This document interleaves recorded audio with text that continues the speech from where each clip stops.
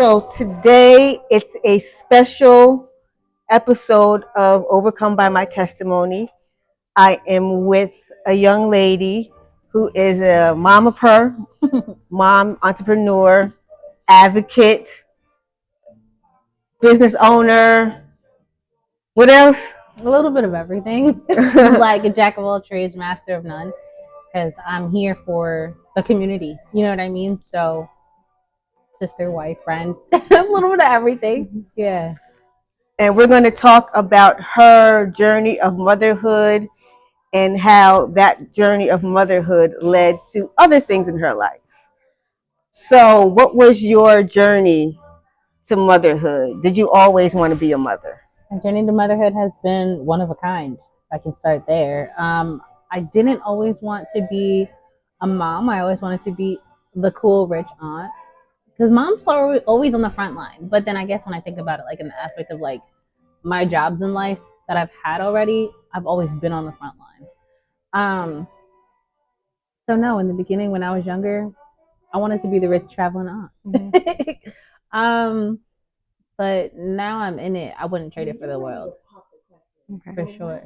You never wanted to be a mother as a child, and then it actually changed, and then got back into that desire? I think when you're a kid, like you see other kids, like my mom had a daycare, you know what I mean? So she had tons of like baby dolls and toys and bears, and there was other kids in and out of the house because of the daycare.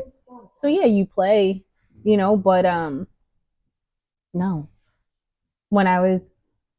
Before I was like 20, I was like, I'm good on this on so many different levels. One, because like it's kind of scary, you know, the concept of motherhood or the concept of the concept people perceive what motherhood is.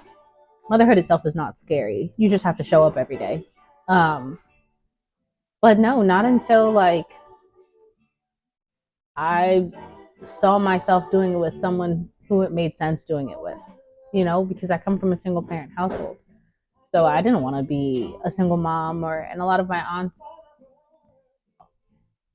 if not all of them, on my mom's side, were single. You know what I mean? Like, yeah, dads were involved, but like not like how my husband and I are. You know what I mean? Like we live together. We are a team. We do not everything, but we do a lot of things together. Yes, we have our things, but like no. So before 20, nah. So what was that change after 20? I believe the change was like when I saw my husband like fully being an engaged, active, 110% every day showing up father. Like I was like, dang, like there's really like real men out there that are still very chivalrous, like that, like give their heart to their children, you know, that put their children before them. And I mean, our circumstances are very unique, but he really has blessed them. Like even if to say like I wasn't in the picture, like just the circumstances that he went through to just be able to have them now is like really commendable. Mm-hmm. So I think when I saw all of that and I realized like they needed somebody in their life, I mean, other than their grandparents and their aunts and stuff, but I was just like, nah, he's a good guy. I vibe with him, like, and he's cute. He could definitely be my baby dad. So I mean, like, that's kind of where, like, other than that, like, I always joked around with the idea of it, but never, this is what I'm doing. Until I got married. What was those unique circumstances that you speak about? I think he was 19. You know, as a 19-year-old kid, when you step up to the plate and say, like, I'll take my kids, like, I'm not going to let you have them go to the system or nothing on that weird stuff, then, like, that's really, like, you know what I mean? At 19 years old, that's not no... Yeah. He just graduated college. Mm-hmm. He just came back from college. So for him to just step up to the plate and be like, okay, I'm back from school, like, I'll work, I'll be a dad, like, you know. And he has good support system. So that's his special circumstances. He stepped up to the plate, went to court, got full custody of them, and has been doing it ever since. No turning back, no questions, no look back. And I know for a fact he does not regret it. Like, and those kids are good. They're 11 and 9 now, you know. And I met him when they were 1 and 3. Mm-hmm. So for them to have even be as far as they are in life, they're blessed. Mm-hmm. And he's blessed to have them. I mean, and me too, but yeah. Him coming with 2 precious gifts didn't make you want to run away? Did you want to run away? No. Why not? Because I'm real. Like, and I really wanted to just, we didn't date right away. We were just like really good friends.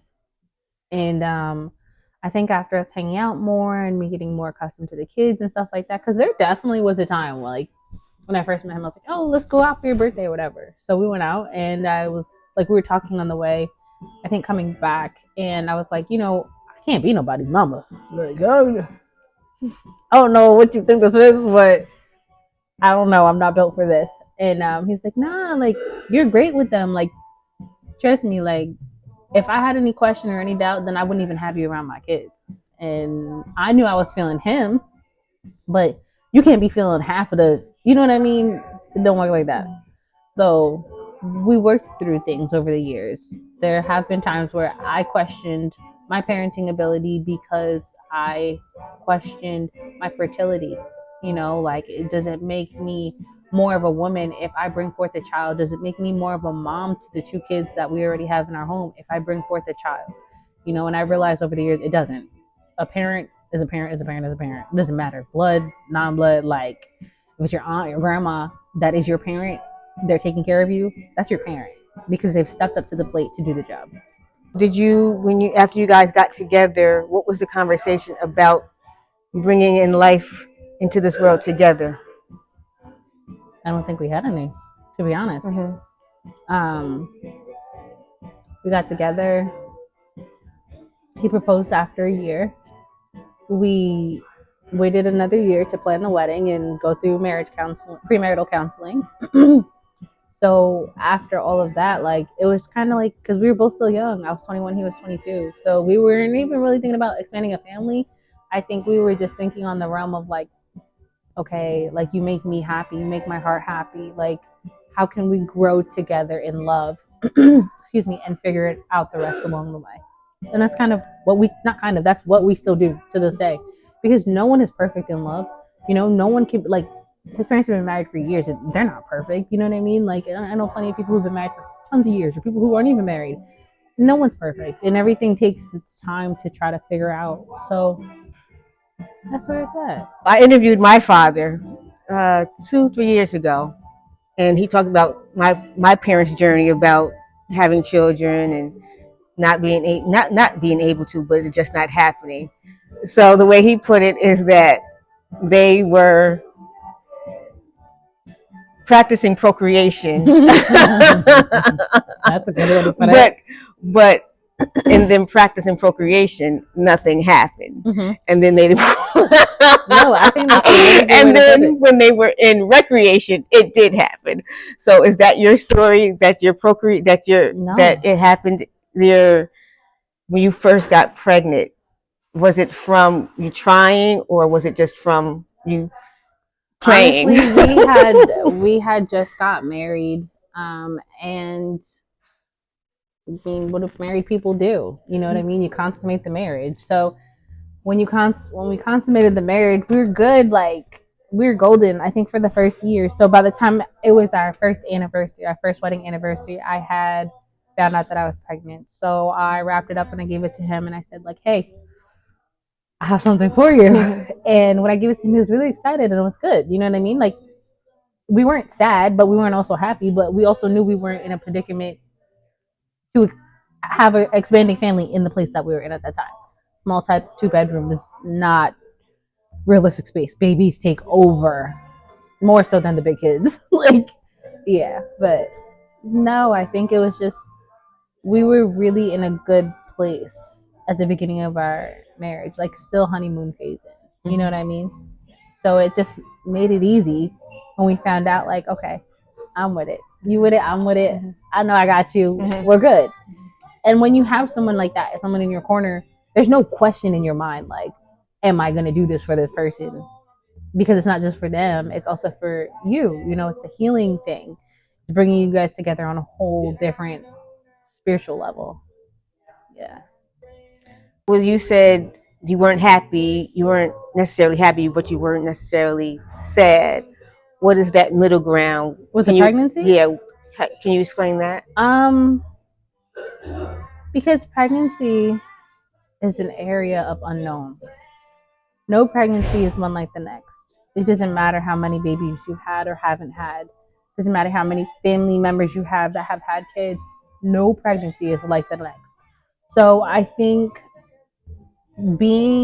I don't like not knowing what I'm getting into at all, ever. I always feel like I need to know what I'm doing before I do it.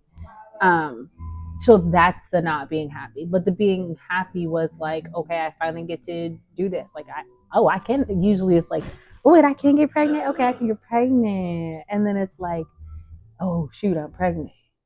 Now what? Like, what do you do with that? Because you're entering an area of the unknown. You know, it's like going to take a test for the first time that you didn't really study for. So that's, you know, it's like you're confident in yourself that you know how to read, that you know how to pass the test because you know some of the material, but you're not confident in yourself because you've never had this portion of the test before. So that's, you know what I mean? If I'm being 100% realistic. Yeah. So were you ready when you found out? No, no one's ever ready. It's like when you get your driver's permit. Were you ready to drive on the road? No. You just do it. You just do it. And yeah, no. Why weren't you ready? Because I wasn't.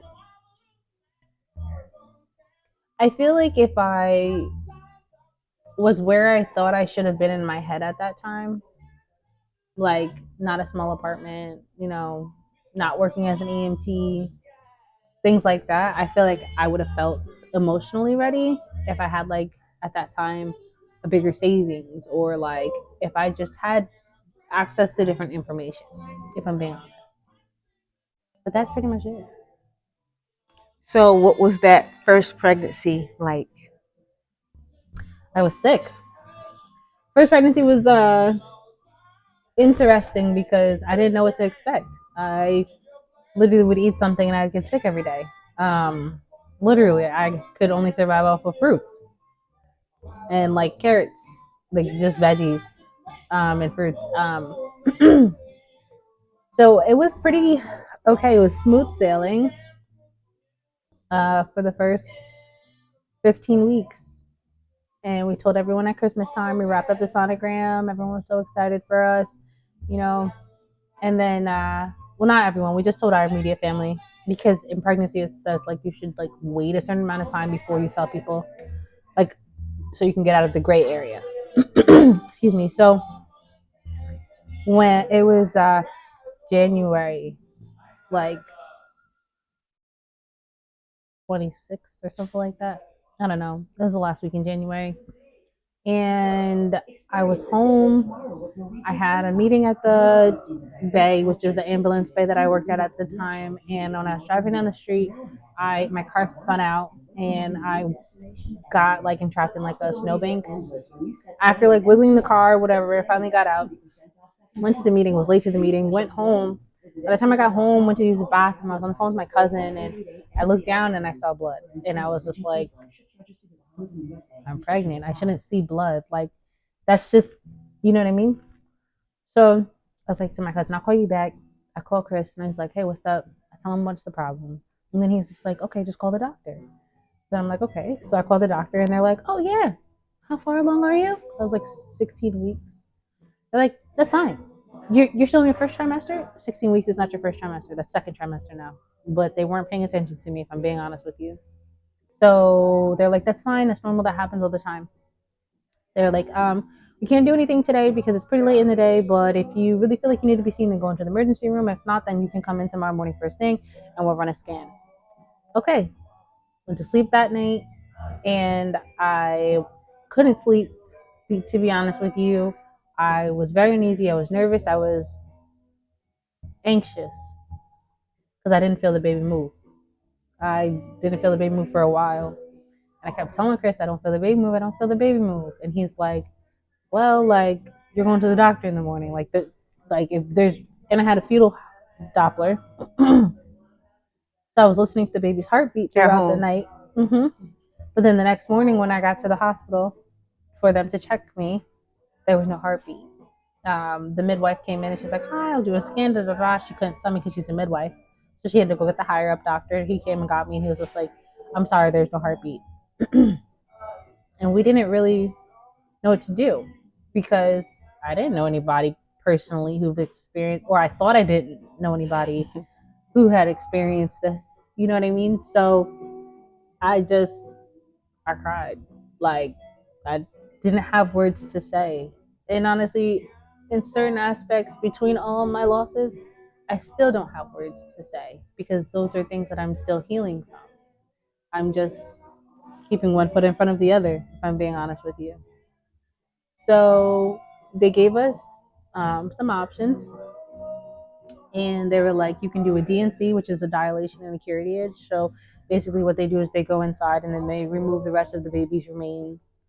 Or they could have induced my labor, and then I would have had to go into active labor to have the baby pass. Or I could have just went home and I could have let it happen naturally. So I was like 23, I think, at the time. And I said to myself, like, I can't let my baby be born in the toilet. I wouldn't want to do that. So then I looked at Chris, and he's crying, but he's trying to be strong. And we had the kids with us that day too because they had a 2 hour delay. So now everybody in the room is crying, and I'm like, yo, what am I about to do? Like, when people get pregnant, they have babies. Like, that's just what happens. And I I didn't know what to say. I didn't know how to talk. I was numb. So they gave me some time to go home and think about it, but I had to think about it fast because if I was going to do the procedure, then I had to have an answer to them by Friday. Actually, I think it happened on like a Tuesday or a Wednesday. And I was like, just stuck. You know what I mean? So once that all happened, I was like, okay, it is what it is. Like, prayed about it, spoke to my pastor about it, spoke to some of my really close friends about it, and my parents, like Chris's parents and my mom. And we opted for what we thought would be the safest for me at the time, which was the DNC. So I went in Friday morning at like 6, and then by like, I think the procedure was at like 9, but they had to do like blood work and all that stuff. So we came in, we prayed with the doctors, um, that if they put their hands on me, that it's going to be in a healing manner, not a harming manner. And then from there, they wheeled me back, and I remember being pregnant when I went to sleep, and I woke up and I had no belly. I was not pregnant anymore. So it was really like different, life changing on a whole nother level. Mentally, emotionally, spiritually, was questioning God. Like, who do you think you are to take my baby from me? Why would you impregnate me and you call me a child of God, but then you don't want me to keep my baby? Like, that's mad weird. Like, you know what I mean? Like, should I even still follow Christ? Because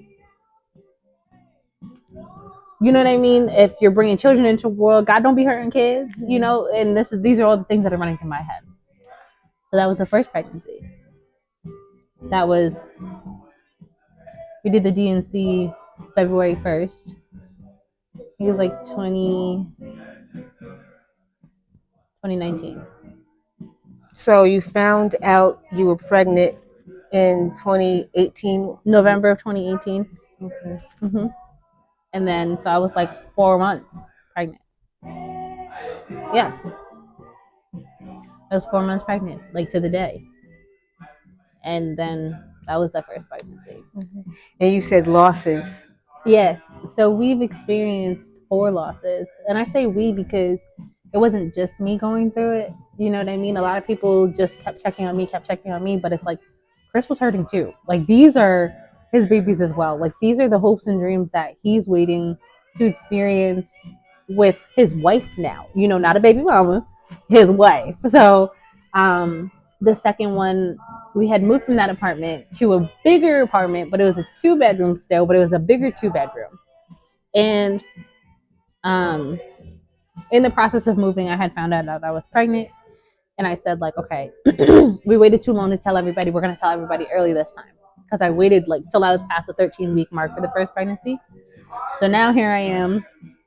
Didn't even have my first doctor's appointment or anything. I just saw the double line on the test. So I'm like, okay, like this is it. This is going to be the pregnancy. This baby's coming home. Like we're going to be good. So we told everybody at my father-in-law's birthday dinner. And that was on a Saturday. By Monday, I was in Walgreens because I was looking for something. I think I was trying to find like garlic bread. And I don't know why I went to Walgreens, but like it was right there.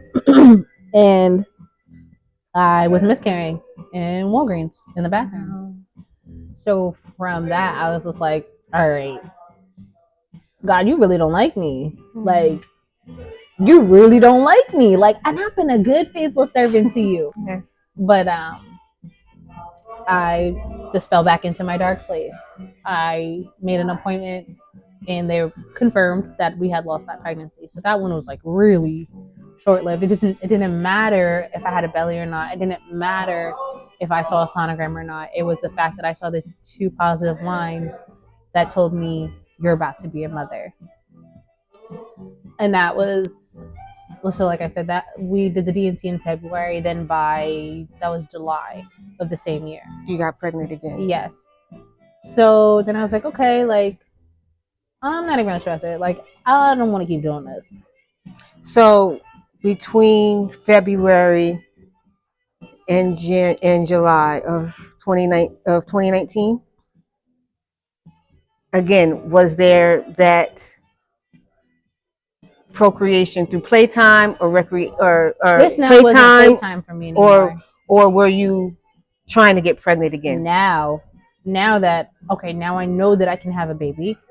Now I'm going to have a baby. So you losing that first child didn't deter you from trying again? No, because Why? I wanted a child now at this point. And I'm like, okay, if this happens for me, it's going to happen. Like whether it takes me this second try or it happened on the first try. But I was like, I made it to 16 weeks the first time. So the next time I should make it to like 22, right? And they tell you, oh, keep your information safe for the first 13 weeks because then it gets to viability. Viability, a lot of people don't realize, is 23 weeks. Mm-hmm. So that second pregnancy, I was about 8-9 weeks, and then lost that one. And then how long and how far along were you in your pregnancy when you? So about 2 months for the second one. Yeah, about 2 months. Okay. About 2.5 months. Then the third one happened in December. By this time, December of the same year, I was in paramedic school. I was going to further my education. I said, okay, God, if you're not giving me my babies, I'm cool with that. So maybe let me get back to plan A and finish my education. I was in school. It was the end of the semester. The day before, I had an anatomy and I had an anatomy and physiology class. Sorry. And we were learning about the embryo life cycle up to the full life. Wow. So now here I am, like, okay, whatever. Class is done now. It's the end of the semester. Now we're waiting on finals to come through. And the next day, I had a clinical at the hospital, Mid Hudson Regional. And I woke up that morning and I'm like, I don't feel good. I don't feel good. This is a familiar pain, but I can't place my finger on it. My back was aching. My legs were hurting. I felt fatigued. I was like, I need to do this. I need to go to clinical. And I went to the bathroom. And when I went to the bathroom, and I did like literally just like a small push, like a small pop, like a small push, like when you have to pee. And then I heard a pop and a plop, a pop plop in the water. And I was like, what was that? I mean, and at this time my period was late. So I'm like, I'm definitely not pregnant. Like it's just finals. Like I'm stressed out from school, whatever. And it was only like a week late, if that. So I was like, what was that? Like, I don't know what that was. And something said to me, look in the toilet. And I didn't want to. Yeah. But I got up and I looked in the toilet. I saw this little gummy bear looking thing. I was like, oh my God. What is? No. So you were Not again. So you were pregnant and you didn't know. The third time I was pregnant and I didn't know. Oh wow. So now I'm beating myself up, like, oh, you were in school, you should have been taking this, you should have been doing that, you should have been easier on yourself. And that all goes back to your question of like, how do you prepare for motherhood? You don't, because you don't know those wrenches that are going to be thrown in your way. You think that when you get pregnant, you're just going to have a baby, like it's going to be easy, like it's going to work out for me, and I'm going to be like fruitful and multiply. Absolutely not. God will sit you down and sit you down and sit you down until He gets your attention. So I had a baby in the toilet at home. The one thing I didn't want to do with the first pregnancy. So I literally just cried. Like I didn't know what to do. I was like, and you were by yourself? No, my husband was in the room sleeping. So, or I think he was getting up for work, because I remember going back in the room and I just stood there and I was just like, just blank staring at him. And he's like, "What's wrong? What's wrong? You look like you've seen a ghost." I was like, I don't even know how to say this, but like, I think I just had a baby. I think I just had a miscarriage. Like, because I was stumbling over my words and I'm trying to tell him like there's something in the toilet, but I don't know what it is, but I think I know what it is because I saw it in class yesterday. And he was just like, "Well, how do we figure out?" And I was like, "Well, I can't go to the doctors. They're not gonna tell me nothing. Like, not right now. You know, you have to book an appointment with your OBGYN and it takes some time to get in. They want you in after a certain amount of weeks that you are pregnant to confirm the pregnancy." So I was like, "What do I do?" I said, "You know what? Go to the store and get me a pregnancy test. Go get me a pregnancy test. And when you come back, if I pee on the stick and it's positive, even if it's faded, it means I was pregnant. The line was faded. So I was pregnant." And like I said, I was beating myself up. It was finals. Not saying I wasn't eating right, but to be honest with you, as a college student, when you have two kids and literally I was just going home to pick them up to grab them from off the bus to go meet my husband so that I could go to class on time for the night. And I didn't really know what to do at all. So I went to clinical that day. I didn't give myself grace. I didn't give myself time to heal. I just kept going. And that's something that's dangerous as a woman, as a human being. Like when something is going on with you internally and the rest of the world can't see, you need to sit down and take care of yourself. So I'm there and I'm doing rounds and I'm checking on the patients as I'm actively having a miscarriage in the hospital. Because people think, oh, the miscarriage is just you losing the baby. No, the miscarriage is you bleeding the rest of the pregnancy out. So I'm in there, weak, pushing myself. I don't know why I went. I do. I'm Jamaican and we don't stop. We don't stop. Like, we don't know how to stop. We don't know when is an okay time to be able to like pull back. No, we don't. You know what I mean? No, so we don't. It's like when I was able to just like really just stop, when I was on the floor, I stopped and I said, "Listen, I have to go home." I said, "I had a miscarriage this morning and I'm still actively experiencing it now. I can't be here. This is too much for me. I don't have the strength for it. I need to go." They were like, "Oh, it's fine. Like, why would you even come in?" But I was young. I was naive. I didn't have the knowledge that I have now. So I went home. And then that was pretty much it. When I went to the doctors the next week, then they confirmed that it was a lost pregnancy. And I believe they called it a blighted ovum, which is like it's there for a second, then it's gone. And each one of the pregnancies that I experienced were called different things, each one of the losses. So that was that one. And then I was like, I looked at my husband and I said, "Chris, I'm not doing this no more. I'm not going to keep having babies for you. Like, I am in the place in my life where I'm like, okay, God, you're not giving me my child. I'm fine with that." Like, he's like, "No, babe, we have to keep going. It's trial and error till you get it right." I said, trial and error with whose body? Trial and error with whose heart? With whose mind? With whose spirit? I'm losing a piece of myself every time I lose one of these babies. Like, I'm not going to keep doing this. So he was not against it, but he also wasn't for what I was saying. So then I got pregnant again. This is our fourth pregnancy. When? I got pregnant. I'm gonna say like I think I found out like March. 2020. Yeah. When the world when the world shut down. right before or right after we found out I found out right after the world shut down on my birthday, wow. March 13th of 2020. Like we went out that night, and then the next day the whole world was shut down. So it wasn't March then. I found out around April because I remember I believe for Easter my husband went to his parents' house with the kids and I stayed home. Oh no, that was Mother's Day. So I was pregnant between like April, May. But I think by May I was like almost showing. Just like a little bump. And then from there I was like very cautious. I didn't do anything, I didn't go anywhere, I didn't see no one could. You know what I mean? Yeah. So then I was just like, okay, this is the pregnancy, it's gonna make it. And I was going to school online because they had changed all my classes to online at this point. I'm like, oh, I got this. This is about to be a breeze. I'm good. So go through the whole summer pretty much, and then here we are now in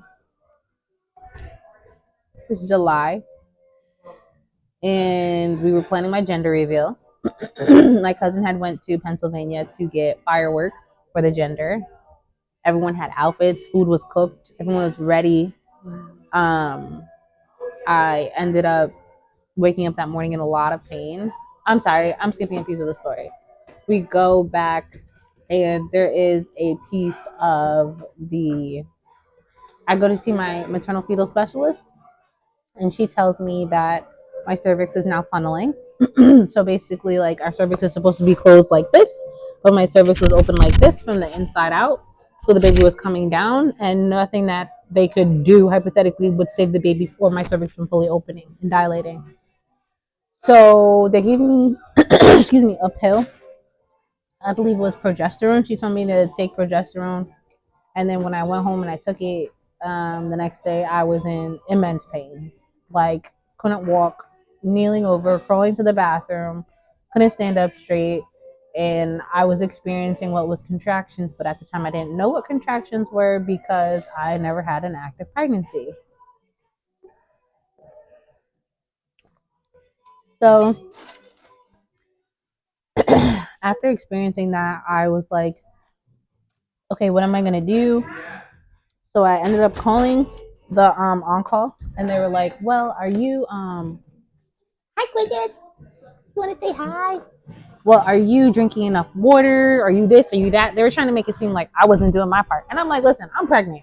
All I gotta do is lay down and drink water and just like take care of myself in the AC because it was hot. What's wrong?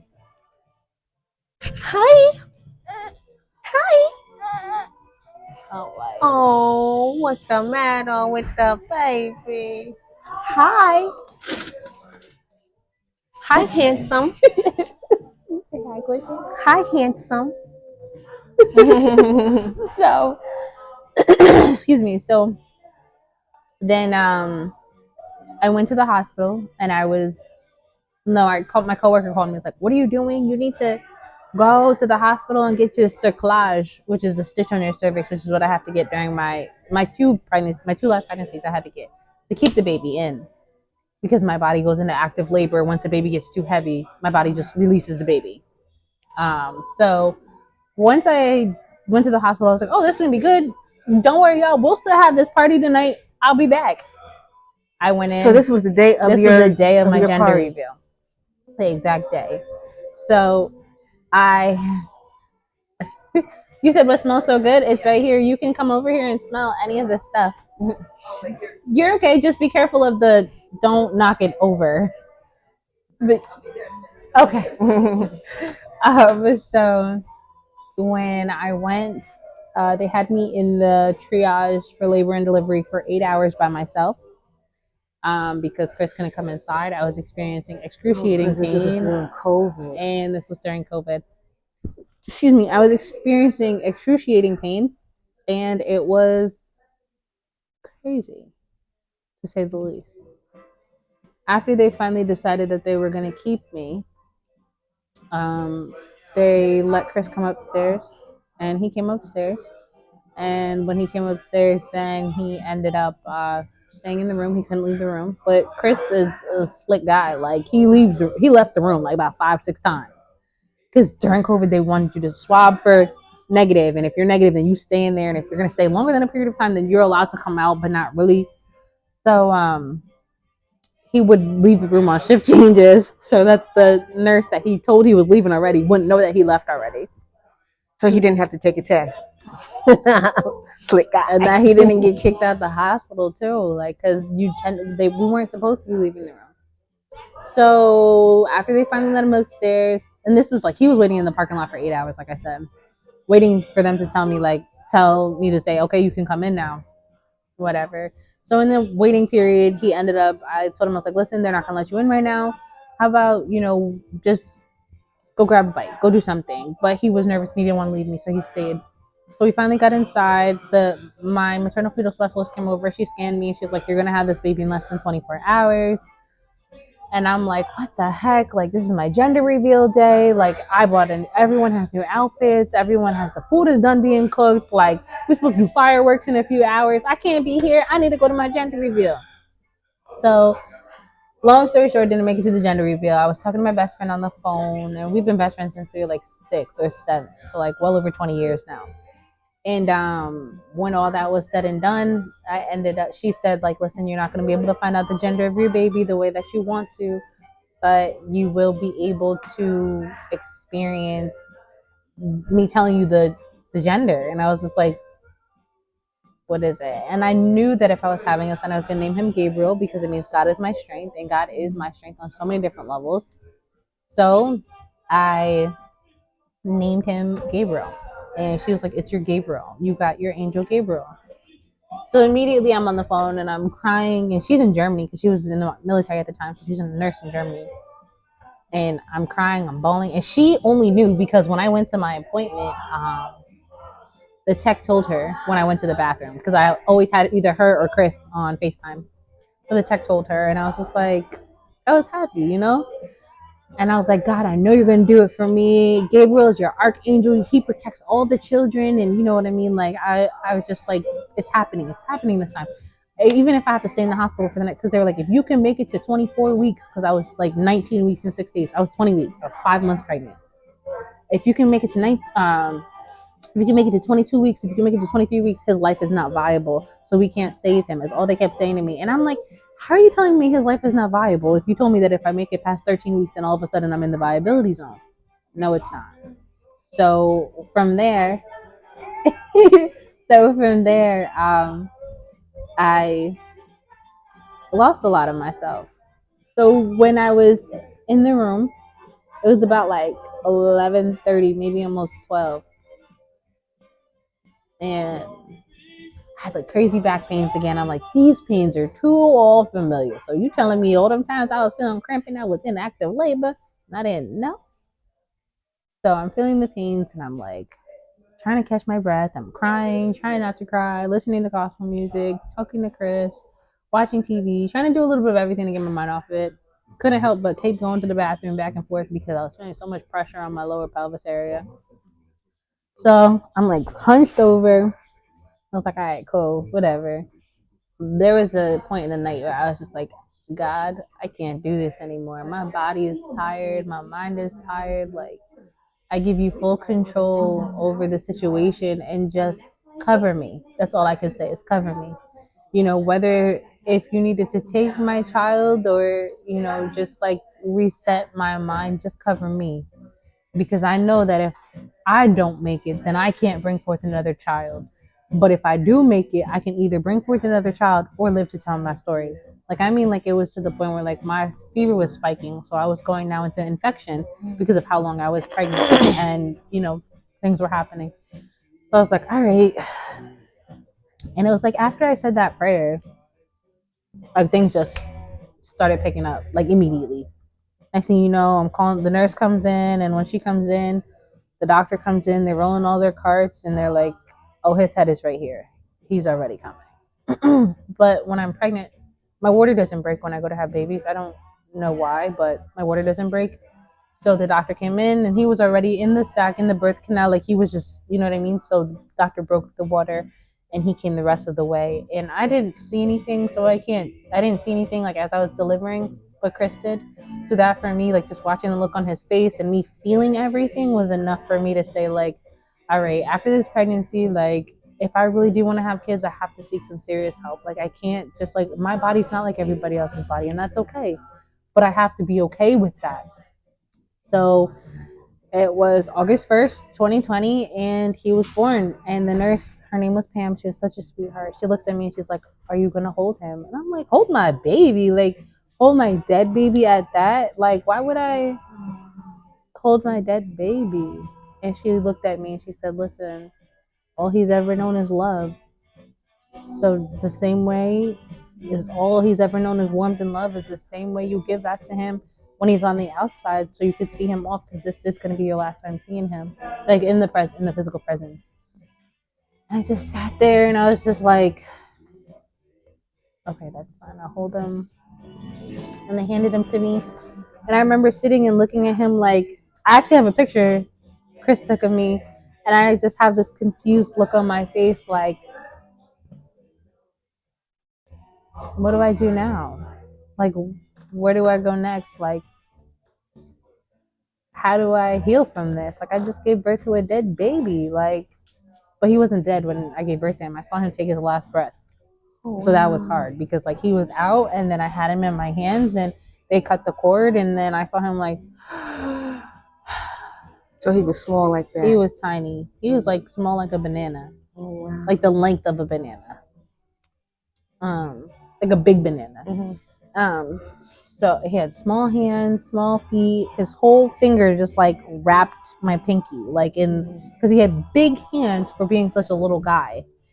And from there, I was just like, I can't keep doing this. But on one of Chris's excursions out of the hospital, he got me a body wash, which is like one of the top tier favorite body washes. There's a mango shea butter from Dove, and when he got that for me, and I was in the shower because they don't let you shower immediately after you have a baby because they want to make sure you're not clotting or you're not dizzy or anything like that. The hot water can make you faint, so I didn't shower till like I think the next morning, like because it happened at like 2:30, 3 o'clock in the morning. So when the sunlight was actually up. Now, when I told them I wanted to take a shower, they gave me a small bottle of Johnson and Johnson, like a little baby travel size, and I'm like, right? I'm like, I'm a whole woman. Like, I gotta wash a lot of parts. So luckily, Chris Wine got me that.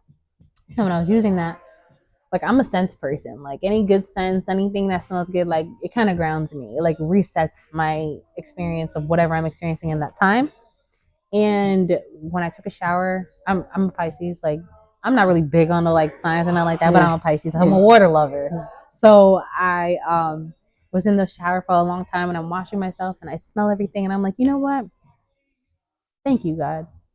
Like, I experienced one of the most, I have to be honest with you, like, that was probably the most traumatizing thing I've ever experienced in my whole entire life. Like, seriously, on so many different levels. And it's like, okay, I've experienced that and I'm still here. So what now? Like, what do I do? And from there, it was just kind of like, I was like, you know what, God, I trust you. Like, I'm not going to keep trying to do this on my own. I'm not going to try to keep figuring this out on my own, trying to think like I got it all in my hands because I don't. And after that was all said and done, I went and, like, after, like, we had a small memorial for him in September. This was August, so in September we had a small memorial for him. My pastor came, said a nice few words.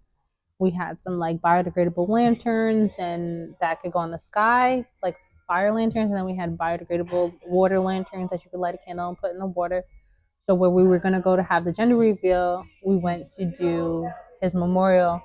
And it was nice because it was a really tough time during COVID. It was probably about like 25, 30 of us there. Excuse me. But after that was all said and done, it was just nice to kind of say that I was able to, because when I had his memorial, I just laid all of them mentally to rest. You know what I mean? We got his ashes. A local funeral home offered to pay for his ashes. So we have his ashes, and they did offer to pay for our urn. So we also have his urn. We have that at the house with us because he is our family. and I needed to wait for his name to live on, regardless of if the world knew him or they didn't know him. But I can tell you, I knew him from the inside out, and he was the sweetest little thing. Like if I was like up and rowdy, then he'd start kicking really fast. Like, you know what I mean? So, and like when I was calm, like he was calm. Like if I listen to music, he might bop out a little bit. If I have like a really good beat on, like he would like hit to the beat. You know what I mean? And it's like people don't understand that when you're pregnant, you are not pregnant for anyone else but yourself and that child within you. So we had like, even though it was 5 short months, it was a great 5 short months that I had that experience, so that when I was able to be pregnant again after all my losses, every time that I'm pregnant now, it's a milestone now that we're hitting. You know what I mean? Okay, we passed the 16-week mark with the first one. We passed the 9-week mark. We passed the 12-week mark. We passed the 20-week mark. Okay, we're now in the viable stage. You know what I mean? Things like that. So I was able to find an amazing physician. She's up in like the Albany area. It's Mechanicville. And if it weren't for her, and she's a Christian, so if it weren't for her, like I can tell you right now, my babies would not be here. Granted, I did change doctor's offices and got like better care through it all. So that is something that like, if you feel like you're not receiving adequate care, especially as a black or brown woman in America, if you don't feel like you're receiving adequate care, change the hands of the care that you're in, because you can't advocate for anybody but yourself, and no one's going to advocate as hard as you will for you, for your parents will for you. So once I changed, I got a really amazing doctor. Actually, the doctor that I have now is the one who delivered Gabriel and was like, you need to come and see me when you have a baby, because this is 4 pregnancies too many and you're too young to be experiencing all of this for no reason. So when I got pregnant with Gia, my rainbow baby, I was able to get in and see him. And then I was also seeing the doctor up in Albany, and she was trying to help me figure things out. Basically, they said that I have an incompetent cervix, is what they like to label it as. If you don't have, after having so many reoccurring losses, they just say, oh, you have an incompetent cervix, saying it's not working. Well, then why it's not working? But so through that all, I was able to find out different things about myself and push forward. So then I got pregnant with Gia. I actually found out I was pregnant with her when I came back from my best friend's birthday trip in Cali. And when I came back, I wasn't in a great space, if I'm being honest with you. Like I just, after 4 losses, and then you find out you're pregnant again, like why, God? Like why are you really playing with me now?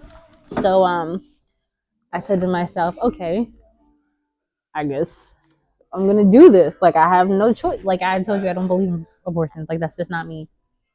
So after all that was said and done, I was like, okay, I have this new doctor. She prescribed me some medicine. I have to take progesterone, the pill. I was taking it vaginally, and I was taking it orally. Hey, Big Ann. He's like, Mama, you say hi. Hi. Oh, You say hi, Kodak. you being bashful.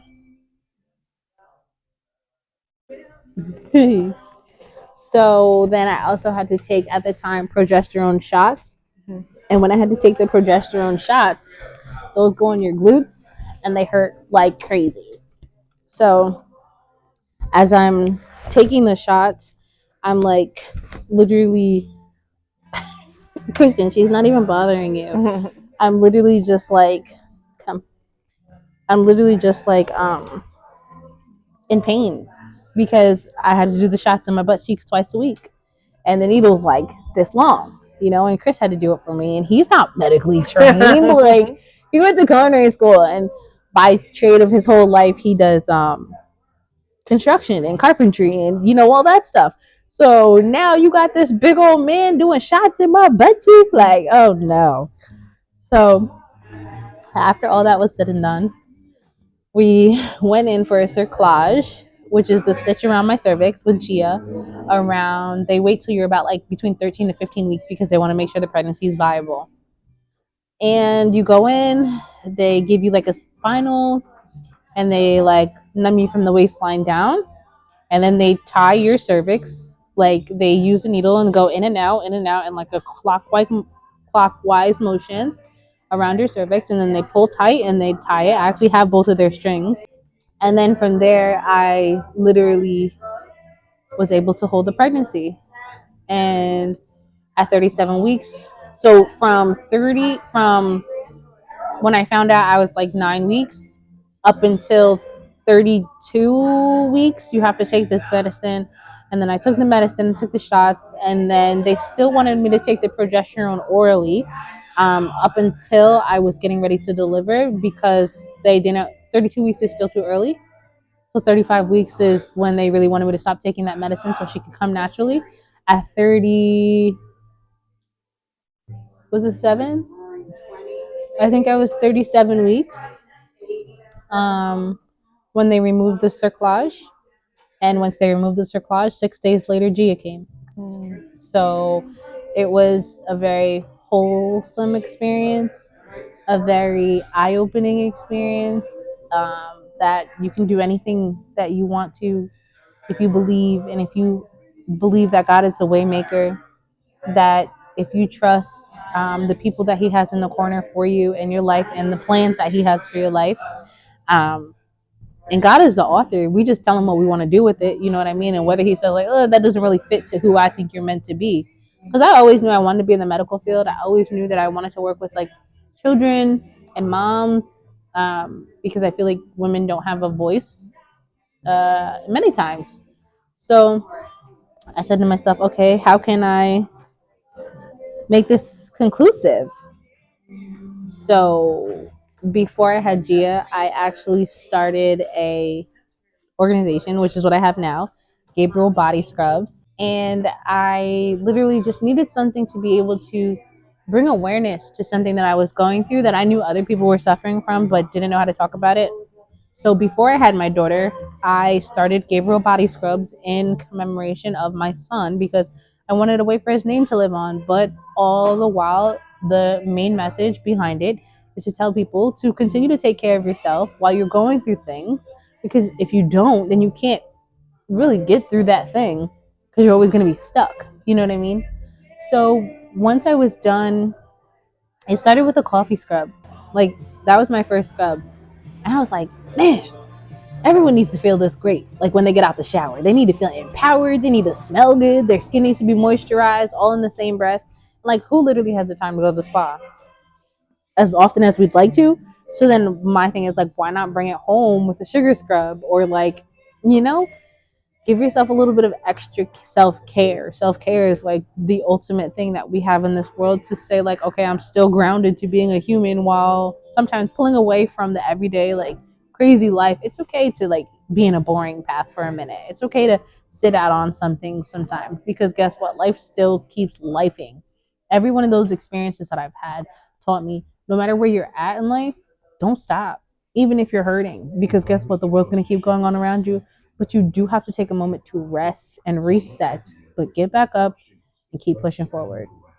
So when I started this organization, I just wanted a way to be able to bless people with one, my story, and two, how I take care of myself.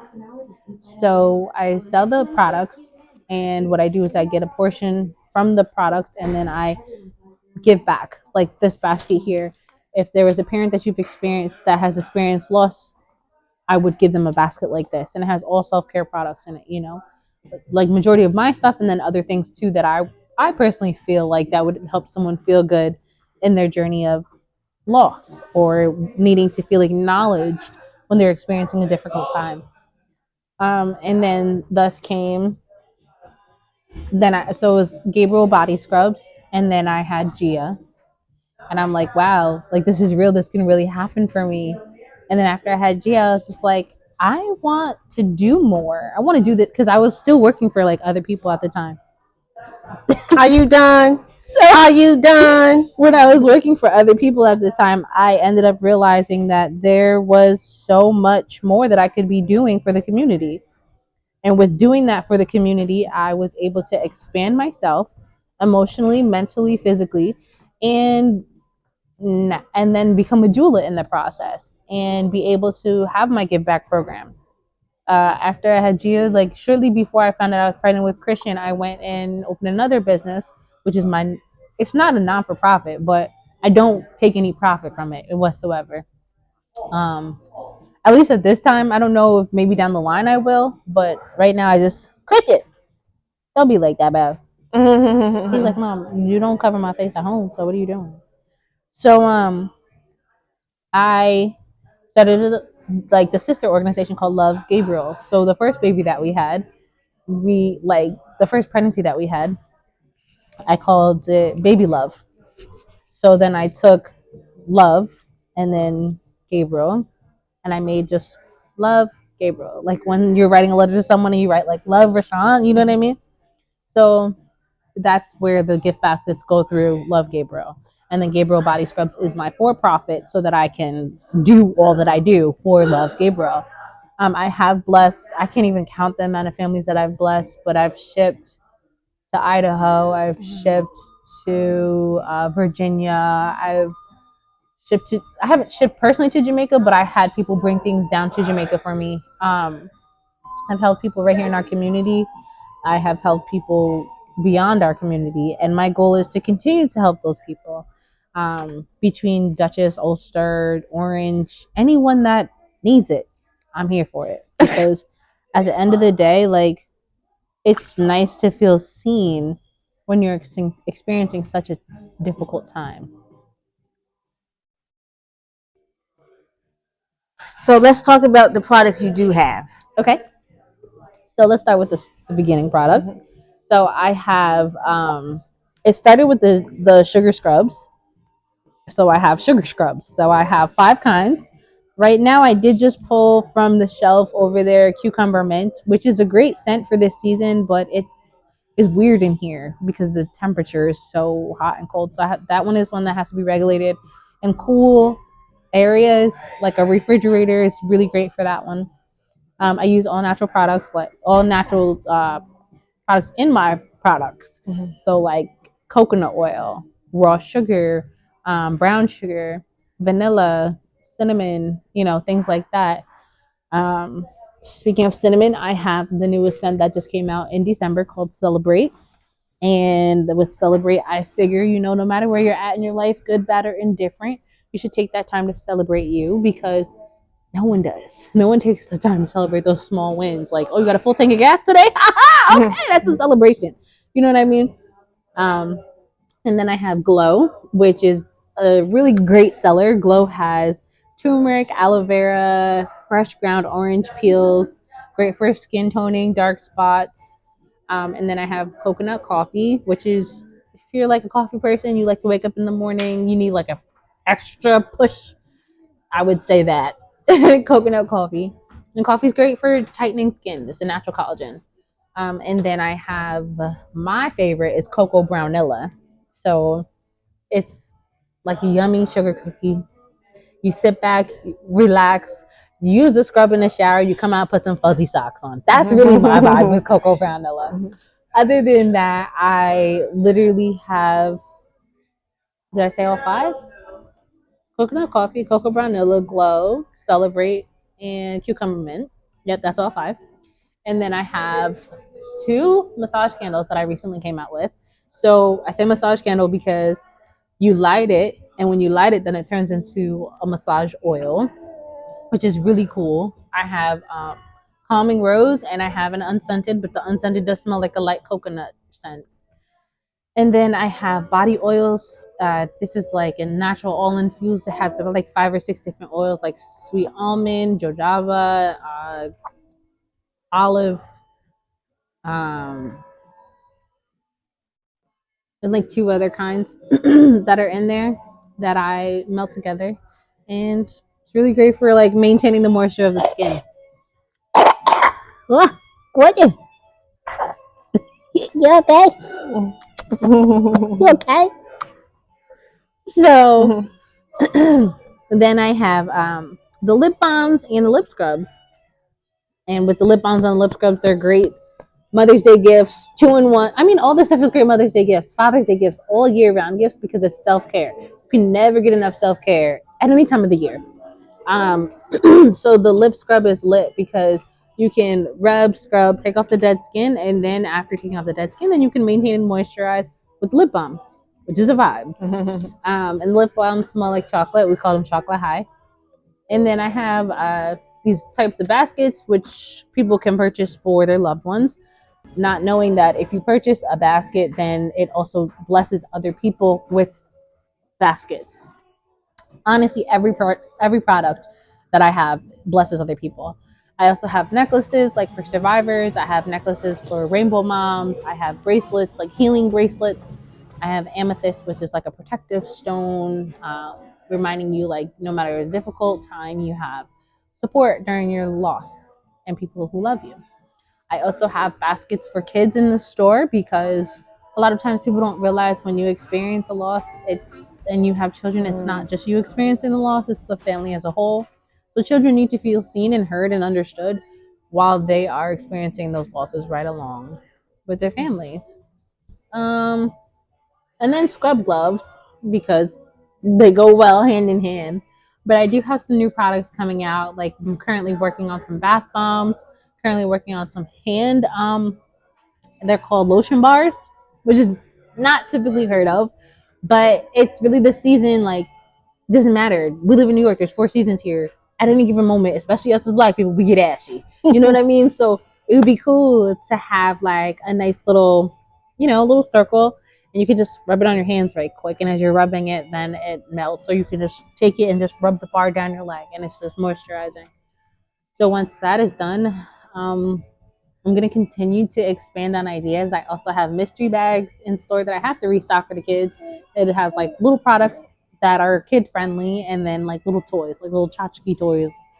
And then the mystery boxes for adults, which are cool because they have an arrangement of our products in there. Could be anything. You never know. Um, Other than that, I don't have anything else on the drawing table as of now. More so than the lotion bars. Oh, I mean, I guess in lotion too. Lotion is the next thing because people keep asking, do I have lotion yet? And that's something that I've like some of these things because I do make them all from scratch. It is a trial and error process, and it's a very timely consuming thing. And I don't want to just make it today and put it on the market tomorrow because if it doesn't work for me, then it's not going to work for you. You know what I mean? So I do have to take time to do my trial and error processes. I've been working on this for 4 years now, so a lot of the things that you see in store today, I have had. Honestly, the lip balms, the lip scrubs, the body oils,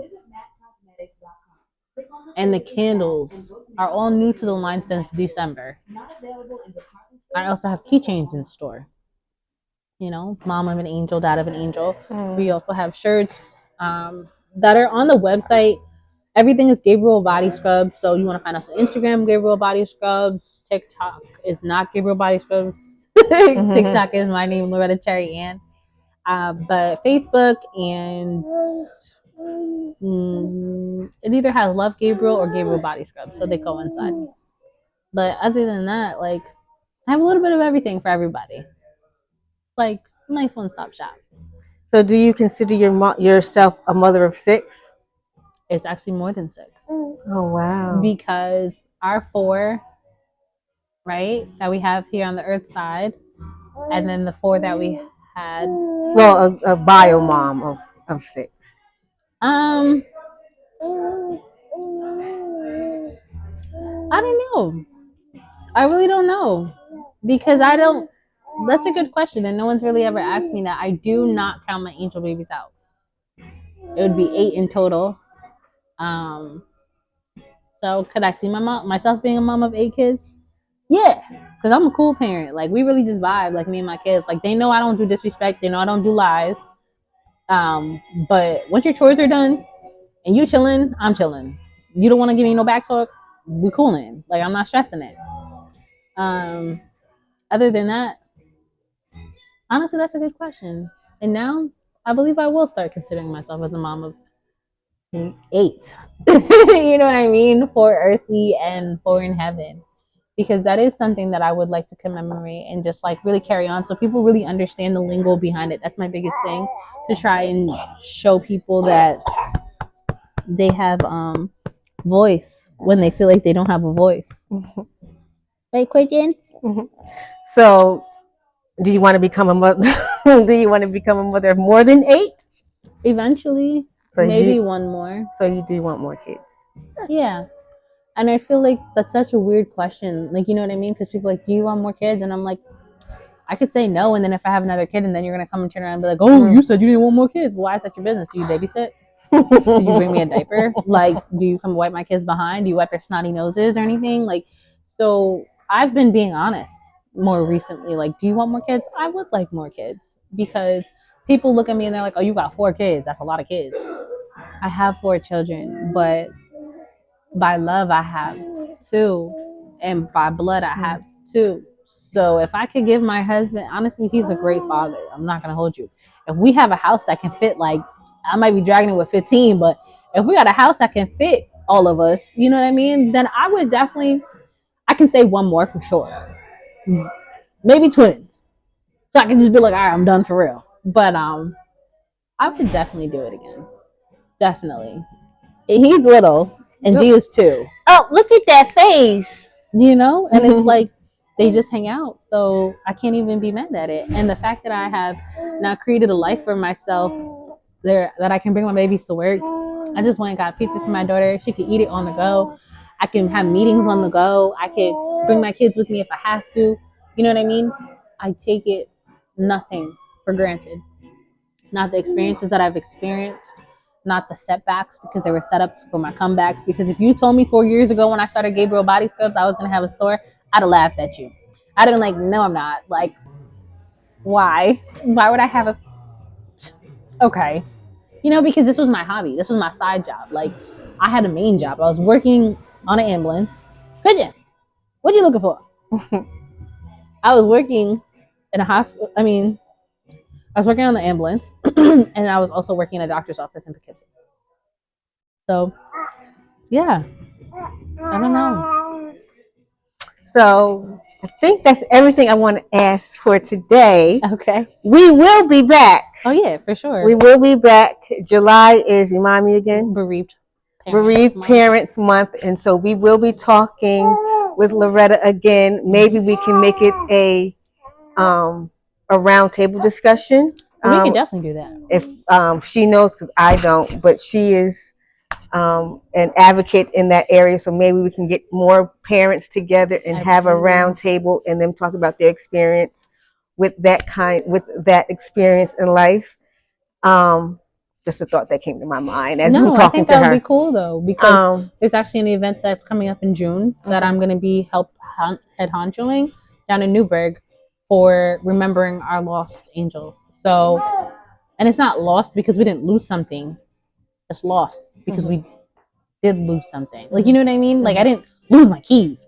I lost my child. I didn't misplace my keys. You get what I'm saying? So there's like a real big difference with that.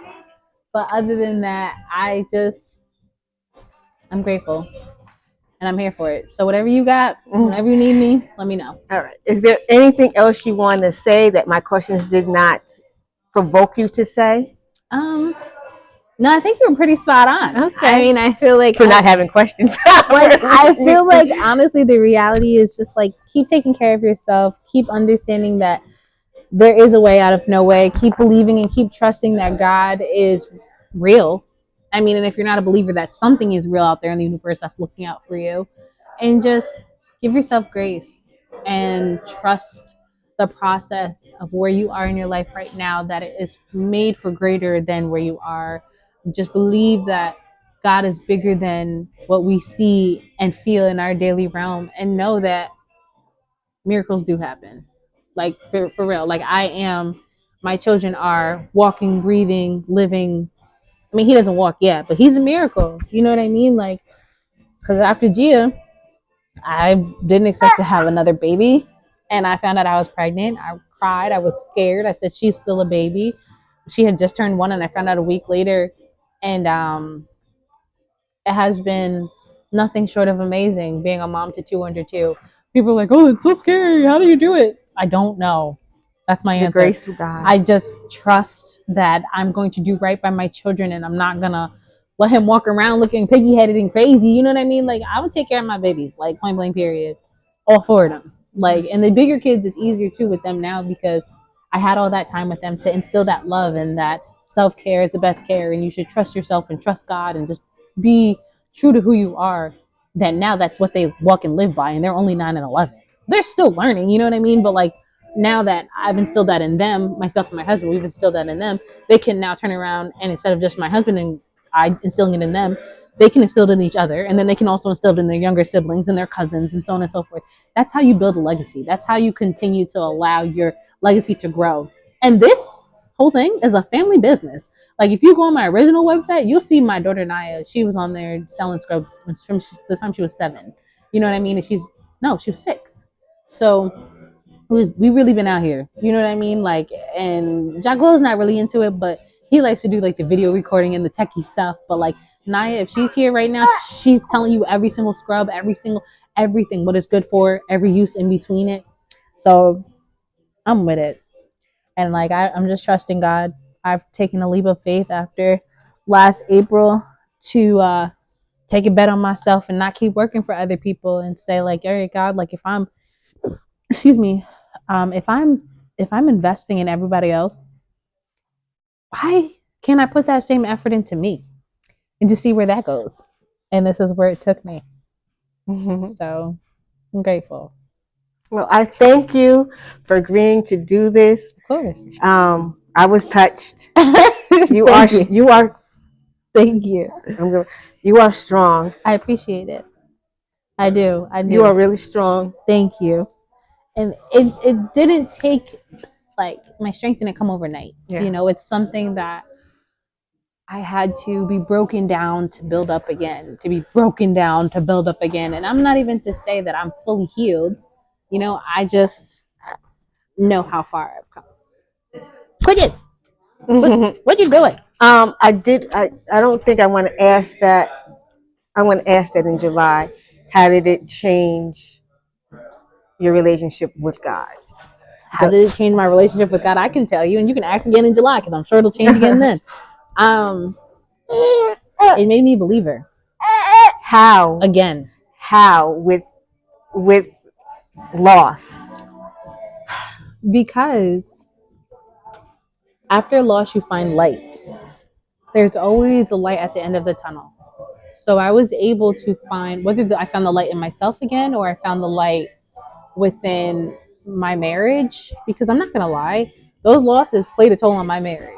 If I'm being 100% honest, like a lot of times I was just like, "Oh, we not come back from this." Like I'm good on that. Like you know what I mean. But I never not saw myself with him, but I never didn't always see myself with him, if that makes sense. Yeah. Because when you're experiencing something, sometimes you're just like, I don't want nobody experiencing with me. Mm. I'm in this alone. But he was in the boat with me, and I'm like, get off the boat, bro. I don't need you here. But it strengthened my relationship with God because, and my marriage, because those shots that we had to do, he had to do it. I prayed over my pregnancy. My aunt, that is my aunt by marriage, sent blessed olive oil. Prayed over my belly every day. Rubbed my belly every day. I named her Giannina because it means God is gracious. Her name is Giannina Diana Miracle Warren. And Giannina Diana Miracle means Giannina, God is gracious. Diana means messenger of blessings. And miracle means miracle. So if you put her whole name together, it means God is gracious for this messenger of blessings. And my kids are important to me. So their name is a legacy to me. So I have to make sure that I pull that through. You know what I mean? From the top to the bottom.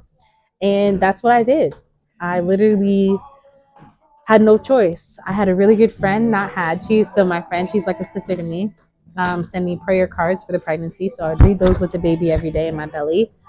I would pick up my daily bread, read that more. But I had no choice. You know why? Because God sat me down and backed me into a corner and I had nowhere else to go. So it was either to God or to what? Like literally to what? You know what I mean? To God or to man? And I've been failed by man. Yeah. Time and time again. Not man my husband, but man the flesh. Yeah. Human. Yeah.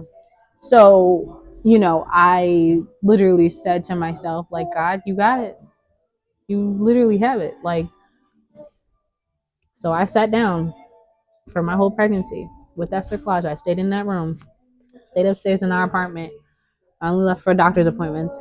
I didn't go to church. I went to church online. I didn't do anything. I didn't see anyone. Birthday parties, I missed out. And then I realized with being pregnant with Gia, it's okay to miss out on things. Because guess what? There's always going to be another birthday party that you can attend. There's always going to be another barbecue that you can attend. There's always going to be another something. Whether it's this specific one you want to go to this year or not, it's always going to come again. And then with Christian's pregnancy, I learned it's okay to slow down. It's okay to not have it all together. It's okay to trust the fact that God is working together for your good, even if you feel like He's not. Because I'm like, God, why would you give me another baby knowing I can barely get things done with one baby? And I think He gave me another baby to show me like I am strong and I'm capable of doing the unthinkable. Not me, but you know what I mean? He gives us strength to do that and to continue to solidify my marriage and where we are as the young couple, because we both just turned 30, you know what I mean? So we still have our whole lives ahead of us. Like we have goals and aspirations that we'd still like to meet. um so as far as my faith, I had no choice. God didn't allow me to have a choice. I had to do what He said to do, or I probably could have lost my babies again. If I'm being 100% honest, I had to sit down, I had to sit out, I had to wait it out, I had to. And in all that waiting period, I was planning, I was writing the vision, making it plain to Him what I wanted to do for my life and for the lives of the community that I live in. And even if I don't live in the community, I still always want to give back to the community I came from. You know what I mean? So a lot of the things that you see here now have been product of a vision over time, of a written vision over time. Oh, hi, Gigi. Yeah. All right, well, I think we are done. Hey. Just in time. Yeah. I gotta go check my baby, my car. Thank you. You're welcome. This Thank was awesome. you.